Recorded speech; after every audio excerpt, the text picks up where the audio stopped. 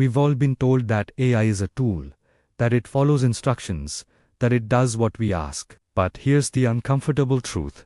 Most of us are speaking a language the model barely understands, and we're blaming the AI when it's actually our syntax that's broken. Welcome to Prompt Linguistics, where we dissect the hidden grammar of human-machine conversation. And today, we are solving the single biggest mistake that kills 90% of prompts before they even start, something we call the assumption fallacy. If your VA ever typed a prompt into ChatGPT, Claude, or any large language model and received something vague, generic, or just flat out wrong, you've encountered this. And by the end of this video, you'll know exactly how to reverse engineer your way out of it using a framework we call contextual anchoring. So what is the assumption fallacy? It's simple. You assume the AI knows what you know. You assume it understands your industry, your audience, your goal, your constraints, and your definition of success. But here's what actually happens. The model receives your words, yes, but without context. Those words are floating in a probabilistic void, and the AI fills that void with the most statistically average interpretation it can generate. Let's make this concrete with a bad example. Imagine you prompt the AI like this. Write a blog post about productivity. That's it, just those 6 words. Now, what does the model do? It generates a generic listicle about time management, probably mentions the Pomodoro technique, throws in a quote about habits, and delivers something you could find on page 3 of Google from 2015. Why? Because you gave it no anchor, no constraints, no specificity. So it defaulted to the statistical mean of all productivity content ever written. That's the assumption fallacy in action, and it's not the AI's fault. It's a structural failure in how we construct prompts. Now, let's transform that same request using contextual anchoring. Here is the good example. Write a 600-word blog post for software engineers who struggle with deep work in open-plan offices. Use a problem-solution-avoidant structure. The tone should be candid and slightly skeptical of productivity culture. Include one counterintuitive insight about how noise-canceling headphones might actually be making focus worse. And end with a single, actionable recommendation backed by research. Notice what we did there. We anchored the model in 6 specific dimensions: audience, constraint, structure, tone, insight requirement, and output format. Every single one of those anchors removes ambiguity, and ambiguity is the enemy of useful output. The model no longer has to guess, it has guardrails. And those guardrails paradoxically increase creativity because the AI can now optimize within a defined space instead of wandering through infinite mediocrity. So let's break down the framework we just used. And we're calling this the 6 anchor system. Because if you apply even 3 of these consistently, your outputs will improve by an order of magnitude. Anchor 1.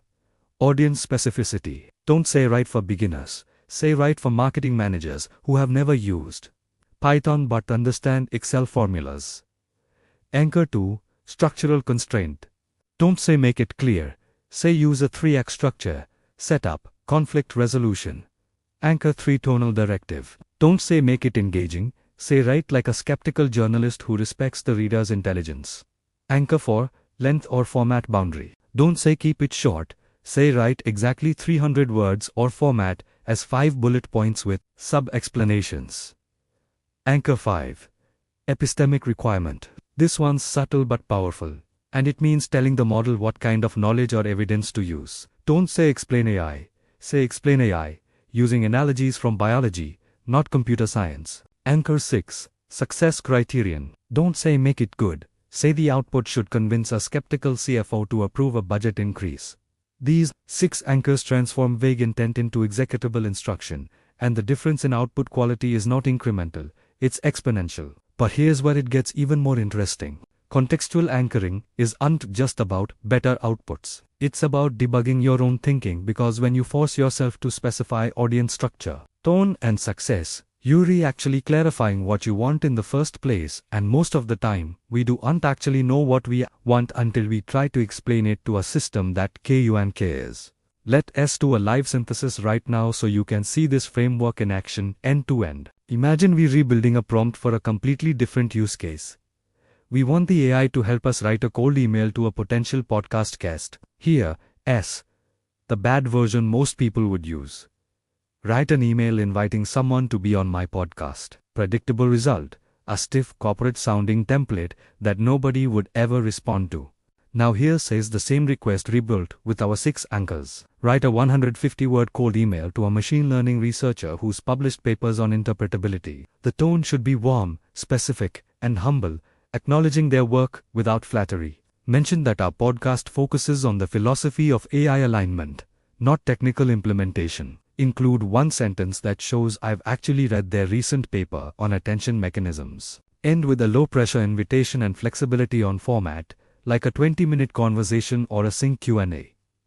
What did we anchor? Audience researcher with specific expertise. Length, 150 words exactly. Tone, warm and humble. Evidence, reference to their actual work. Structure, implicit but clear. Acknowledgement, context, invitation, flexibility. Success criterion, getting a reply by showing genuine engagement. The model can now generate something personal, specific, and strategically aligned with our actual goal. That's the power of contextual anchoring, and once you start using it, you'll notice something fascinating. Your prompts become diagnostic tools. If the output is still wrong, it's because one of your anchors was misaligned, and you can iterate with surgical precision instead of guessing. So here's what we want you to do next. Take one prompt you've used in the past week that gave you mediocre results and rewrite it using at least 3 of the 6 anchors we just covered. Audience, structure, tone, length, epistemic source, or success criterion. Try it, compare the outputs, and then come back and tell us in the comments which anchor made the biggest difference for you, because we're rebuilding a linguistics of prompting here, not just a bag of tricks, and your experiments matter. If this framework shifted how you think about AI interaction, hit that like button. Subscribe to Prompt Linguistics for more breakdowns of how language shapes intelligence. And drop a comment with the wildest assumption fallacy you've ever encountered in your own prompts. We'll see you in the next one.